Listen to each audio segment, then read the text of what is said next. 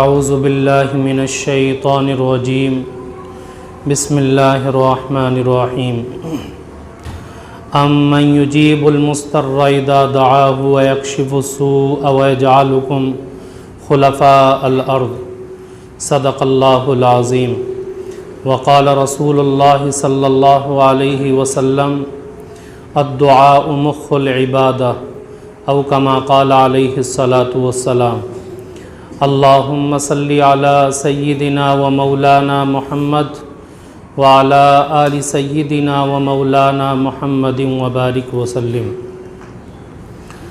محترم بزرگوں اور دوستوں، عزیز ساتھیوں، اللہ رب العزت نے کائنات میں مختلف چیزوں کو پیدا کیا اور مختلف چیزوں سے فائدہ اٹھانے کے مختلف طریقے ہوا کرتے ہیں۔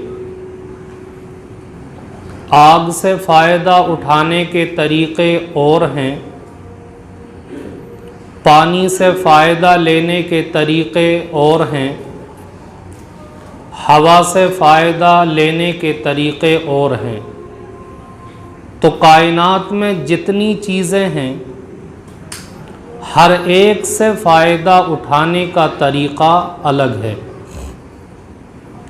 اب ذہن میں ایک سوال پیدا ہوتا ہے کہ جی جب ہر چیز سے فائدہ اٹھانے کا طریقہ الگ ہے تو وہ پروردگار عالم جو آسمان و زمین کے خزانوں کا مالک ہے، اس کے خزانوں سے فائدہ اٹھانے کا طریقہ کیا ہے؟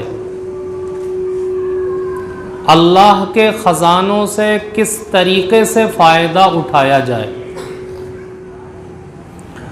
تو یہ بات بتانے کے لیے انبیاء کرام اس دنیا میں تشریف لائے اور انہوں نے یہ سمجھایا کہ لوگوں، اگر تم میرے طریقے کو اپناؤ گے، میرے نقش قدم کی اتباع کرو گے، تو اللہ رب العزت سے تمہارا تعلق ایسا جڑ جائے گا کہ جب بھی تمہارے ہاتھ اٹھیں گے اللہ تمہاری دعا کو قبول کر لے گا۔ اور اللہ کے نبی علیہ الصلاۃ والسلام نے فرمایا الدعاء مخ العبادہ، کہ دعا عبادت کا مغز ہے، کریم ہے، نچوڑ ہے۔ جس کو دعا مانگنے کا طریقہ آ گیا اس کو اللہ سے لینے کا طریقہ آ گیا۔ میرے بزرگوں، اللہ رب العزت کے نیک بندے جو اس دنیا میں گزرے ہیں، جو بڑے بڑے اکابرین گزرے ہیں، انہوں نے بڑی محنتیں کی اور محنتیں کرنے کے بعد انہوں نے لوگوں کے سامنے وہ ساری چیزیں کھل کر کے بیان کی کہ کس طریقے سے دعا مانگی جائے تو اللہ کے یہاں قبول ہوتی ہے، کس وقت کی دعا قبول ہوتی ہے، کن جگہوں کی دعا قبول ہوتی ہے، یہ ساری چیزیں تفصیل کے ساتھ بیان فرمائیں۔ لیکن ان تمام چیزوں کے اندر ایک بات ضرور ہے کہ دعا کا اثر مانگنے والے پر منحصر ہوتا ہے۔ مانگنے والا جس تڑپ کے ساتھ اللہ رب العزت سے مانگتا ہے، جس درد کے ساتھ مانگتا ہے، اللہ رب العزت اس کی دعا کو قبول کر کے تکالیف اور پریشانیوں کو دور کر دیتا ہے۔ اور دعا ایک ایسی چیز ہے کہ جس کی وجہ سے حالات بدل جاتے ہیں۔ ایک صحابی ہیں حضرت ثوبان رضی اللہ تعالیٰ عنہ، وہ نقل کرتے ہیں کہ تقدیر کو دعا کے سوا کوئی چیز نہیں بدل سکتی. یعنی اگر انسان اللہ رب العزت سے دعا مانگے تو دعا کی بدولت تقدیر بھی بدل جاتی ہے، قضاء و قدر کے فیصلے بدل جاتے ہیں، اور انسان بڑی بڑی مصیبتوں اور تکالیف سے اپنی دعاؤں کے ذریعے نکل جاتا ہے. ایک واقعہ بہت مشہور ہے کہ حجاج ابن یوسف کا زمانہ ہے. حجاج ابن یوسف بیت اللہ کا طواف کر رہا تھا. اب اس نے طواف کے دوران ایک شخص کو دیکھا کہ اس کے پاس آنکھوں میں بینائی نہیں ہے، اندھا ہے. اب وہ نابینا انسان بیت اللہ کا پردہ پکڑ کر کے اللہ سے بینائی مانگ رہا ہے. اللہ مجھے بینائی عطا کر دے، بصیرت عطا کر دے، میری آنکھوں کی روشنی واپس کر دے. حجاج ابن یوسف نے طواف کرتے ہوئے اس شخص کو مانگتے ہوئے دیکھا تو اس کے پاس رک گئے اور رک کر کے کہا کہ میں حجاج ابن یوسف ہوں. جب اس نابینا نے حجاج ابن یوسف کا نام سنا تو گھبرا گیا، کیونکہ حجاج ابن یوسف کے بارے میں مشہور تھا کہ وہ بہت زیادہ ظالم بادشاہ ہے. جب کوئی کام کرنے پر آتا ہے تو کسی کی نہیں سنتا، منٹوں میں لوگوں کی گردنیں اڑا دیتا ہے. بہت ظالم بادشاہ تھا. تو نابینا نے جب نام سنا تو گھبرا گیا. حجاج ابن یوسف نے کہا کہ دیکھ، میرے طواف کے اتنے چکر باقی ہیں، اگر میرا طواف کے چکر پورے ہونے سے پہلے تیری آنکھوں کی بینائی نہیں آئی تو میں تیری گردن اڑوا دوں گا. اب وہ نابینا آدمی ڈر گیا کہ ابھی تک تو آنکھوں کا سوال تھا، اب جان کا بھی سوال پیدا ہو گیا، اور اسے یقین تھا کہ یہ ظالم ہے، اگر میری آنکھوں کی بینائی نہیں آئی تو میری گردن اڑوا بھی دے گا. اب اس نابینا نے بیت اللہ کا پردہ پکڑ کر کے بڑے ہی کرب اور بے چینی کے ساتھ اور دکھ درد کے ساتھ اللہ سے دعا مانگنا شروع کی. مولا کریم، اب تک تو میری آنکھوں کی بینائی کا سوال تھا، اب میری جان کا سوال پیدا ہو گیا. اگر آپ نے میری دعا کو قبول کر کے میری آنکھوں کی روشنی واپس نہ کی تو آنکھوں کی روشنی کے ساتھ ساتھ میری جان بھی چلی جائے گی. رو کر کے پھوٹ کر کے اللہ سے دعا مانگی. اللہ نے اس کی بے چینی کو دیکھ کر کے، اس کے پھوٹ کر دعا مانگنے کو دیکھ کر کے حجاج ابن یوسف کے طواف کے چکر پورے ہونے سے پہلے اس کی دعا کو قبول کر کے اس کی آنکھوں کی بینائی کو واپس کر دیا.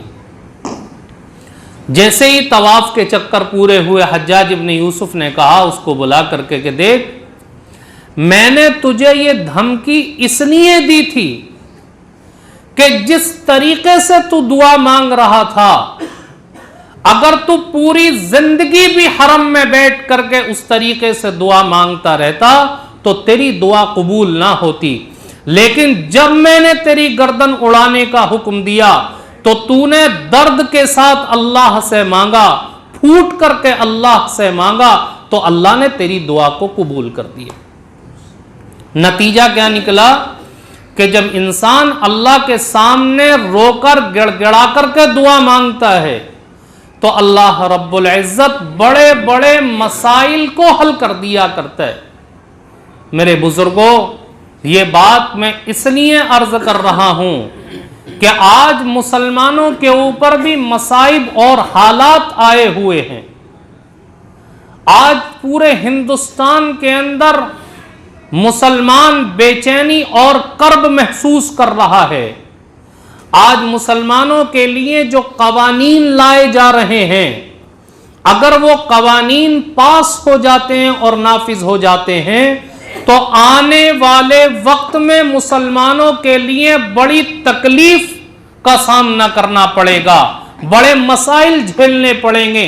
ہماری مسجدوں کا مسئلہ، ہمارے قبرستانوں کا مسئلہ، ہمارے مدارس کا مسئلہ، ہمارے مقبروں کا مسئلہ، یہ سارے کے سارے مسائل ہمارے سامنے پیش آ جائیں گے اور ہماری اولادیں ہمیں کوسیں گی کہ تم اتنا بھی نہ کر سکے کہ اپنی مساجد اور مکاتب کو بچا لیتے.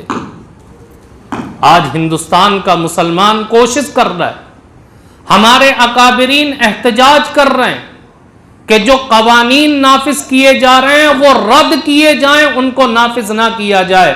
تو میرے بزرگوں، کوشش کے ساتھ ساتھ اللہ رب العزت سے دل کی گہرائیوں سے مانگا جائے تو اللہ تبارک و تعالی دعاؤں کے نتیجے میں حالات کو پلٹ دے گا. آج ہم اپنے گھروں میں بیٹھے ہوئے کچھ نہیں کر سکتے، تو جو لوگ احتجاج کر رہے ہیں، جو کوششیں کر رہے ہیں، کم سے کم ان کے لیے اور ان حالات کے بدلنے کے لیے اللہ رب العزت سے راتوں میں اٹھ کر کے دعا مانگیں اور اپنے زندگی کے جو اچھے اعمال ہیں ان اچھے اعمال کو اللہ کے سامنے پیش کریں اور کہیں میرے مولا، میں نے اپنی زندگی کے اندر یہ عمل تیری رضا کے واسطے کیا تھا، تجھے خوش کرنے کے لیے کیا تھا، میرے اللہ تجھے اس عمل کا واسطہ یہ حالات پلٹ دے اور ان قوانین کو ریجیکٹ کر دے. اللہ رب العزت ضرور ہماری دعا کو قبول کر کے حالات کو پلٹے گا، کیونکہ جن لوگوں نے اپنے اعمال کا واسطہ دے کر کے اللہ رب العزت سے مانگا، اللہ نے ان کے لیے فیصلے کیے اور اللہ کی رحمتیں ان کے لیے نازل ہوئی ہیں. شیخ عبدالحق رحمۃ اللہ علیہ نے ایک واقعہ لکھا اس پر. کہتے ہیں کہ ایک مرتبہ دہلی کے علاقے میں قحط پڑا، بارش نہیں ہو رہی، کافی دن گزر گئے، لوگ پریشان ہیں بارش کے نہ ہونے کی وجہ سے. تو علماء کرام نے یہ اعلان کیا کہ آج سارے کے سارے افراد اپنے گھروں سے نکل کر کے میدان میں آ جائیں، اپنے بچوں کو بھی لائیں، اپنے جانوروں کو بھی لے کر کے آئیں اور سب مل کر کے اللہ سے بارش کی دعا مانگیں.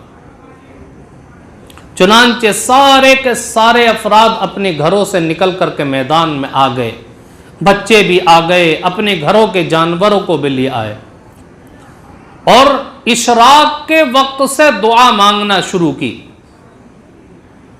سارا مجمع رو کر کے دعا مانگ رہا ہے، اللہ بارش سے ہم بھی پریشان ہیں، یہ جانور بھی پریشان ہیں، اپنی رحمت کی بارش برسا دیجیے. اشراق سے لے کر کے عصر کا وقت آ گیا، دعا قبول نہیں ہوئی، آسمان پر کوئی بادل دکھائی نہیں دیا. عصر کے وقت ایک نوجوان کو دیکھا کہ وہ اونٹ پر کسی سواری کو سوار کر کے لے کر جا رہا ہے. جب اس مجمع کے سامنے سے اس نوجوان کا گزر ہوا تو لوگوں سے معلوم کرنے لگا کہ یہ اتنی بڑی بھیڑ کس لیے جمع ہے. لوگوں نے بتایا کہ چونکہ بارش نہیں ہو رہی اس لیے سارے لوگ اللہ کو منانے کے لیے نکلے اور اللہ سے بارش کی دعا مانگ رہے ہیں، لیکن اشراق کے وقت سے لے کر عصر کا وقت آ گیا، کوئی دعا قبول نہیں ہوئی، بارش کے آثار دکھائی نہیں دیتے. وہ نوجوان مجمع کے پاس سے اپنے اونٹ کے پاس آیا اور اس اونٹ کے اوپر جو سواری سوار تھی اس کے دامن کا ایک کونا پکڑ کر کے اللہ سے دعا مانگی. ابھی اس کی دعا ختم نہیں ہوئی تھی کہ آسمان کے اوپر بادل دکھائی دیا اور بارش برسنا شروع ہو گئی. علماء پریشان ہیں، عوام پریشان، حیرت میں کہ آخر اس نے کون سے لفظوں سے دعا مانگی کہ اس کے چند منٹ دعا مانگنے سے اللہ نے رحمت کی بارش برسا دی. سارے لوگ اکٹھے ہو کر اس نوجوان کے پاس آئے اور کہا کہ نوجوان، تو نے کس چیز کا واسطہ دے کر کے اللہ سے مانگا کہ اللہ نے تیری بات کو سن کر کے بارش برسا دی؟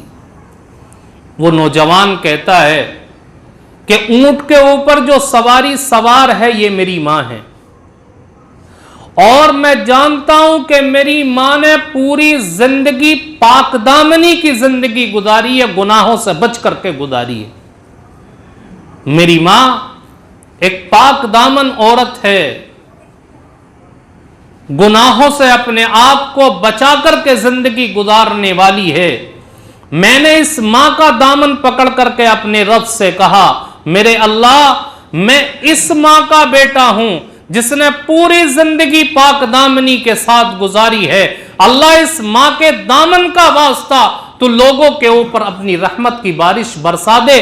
اللہ نے میری دعا کو قبول کر لیا اور بارش برسا دی. شیخ عبدالحق صاحب رحمت اللہ علیہ نے لکھا تبصرہ کرتے ہوئے کہ جب انسان اپنے کسی ایسے عمل کا واسطہ دے کر کے دعا کرتا ہے کہ جو عمل خالص اس نے اللہ کی رضا کے لیے کیا ہو، تو اللہ تبارک و تعالی اس کی دعا کو قبول کر کے رحمت کی بارش برسا دیا کرتا ہے. جب اللہ اپنی رحمت بھیج سکتا ہے تو آج ہماری دعاؤں کے ذریعے اللہ حالات کو بھی پلٹ سکتا ہے. اور اگر ہماری زندگی کے اندر کوئی ایسا عمل نہیں ہے کہ جو عمل ہم نے خالص اللہ کے لیے کیا ہو، ہماری زندگی گناہوں سے لت پت ہے، اللہ کی نافرمانیوں میں گزر رہی، اور ایسا ہی ہے ہماری زندگی صبح سے لے کر شام تک، شام سے لے کر صبح تک اللہ کی نافرمانیوں میں گزرتی ہے، اللہ کے احکامات کو توڑتے ہوئے گزرتی ہے، اور احساس بھی نہیں ہوتا. آج عید کا چاند دیکھا، رمضان المبارک ختم ہوا، آج مساجد کے وضو خانے جو خالی پڑے ہوئے ہیں، سسکتی تکبیریں، خالی اور ویران مسجدیں یہ سوال کر رہی ہیں کہ لوگوں، کیا آج رمضان ختم ہوا ہے یا مسلمان ختم ہو گیا؟ ہماری زندگیاں تو گناہوں سے اندر لت پت ہیں، اللہ کی نافرمانیوں میں ملوث ہیں. تو پھر کیا کریں؟ ہمارے پاس کوئی ایسا عمل نہیں کہ جس کو اللہ کے سامنے پیش کر سکیں اور اللہ سے کہہ سکیں، میرے اللہ، یہ عمل میں نے آپ کی رضا کی خاطر کیا تھا، اس کی وجہ سے حالات کو پلٹ دے. ایسا کوئی عمل نہیں ہے. تو اب کیا کریں؟ تو یاد رکھیں کہ اگر ایسی صورتحال ہے تو اللہ کے دربار میں حاضر ہوں اور اپنا اعتراف جرم کر لیں اور کہہ دیں، میرے اللہ، میری زندگی کے اندر گناہ ہی گناہ ہے، نافرمانیاں ہی نافرمانیاں ہیں. میرے اللہ، میں اقراری مجرم ہوں، اپنے جرم کا اقرار کرتا ہوں، تو میری دعا کو قبول کر کے میرے گناہوں کو بھی معاف کر دے اور حالات کو پلٹ دے. تو لکھا ہے کتابوں کے اندر کہ اگر انسان اقرار جرم کر کے اللہ سے مانگتا تو بھی اللہ حالات کو پلٹ دیتا ہے. تو دل سے دعا کریں، اللہ کو منانے کی کوشش کریں. میرے بزرگوں، اگر ہم نے کچھ نہ کیا تو یاد رکھیں کہ آگے آنے والے حالات اچھے نہیں ہیں. مسلمانوں کے لیے ایک بڑی مصیبتیں کھڑی ہو جائیں گی اور مسلمانوں کی نسلیں مسلمانوں کو کوسیں گی.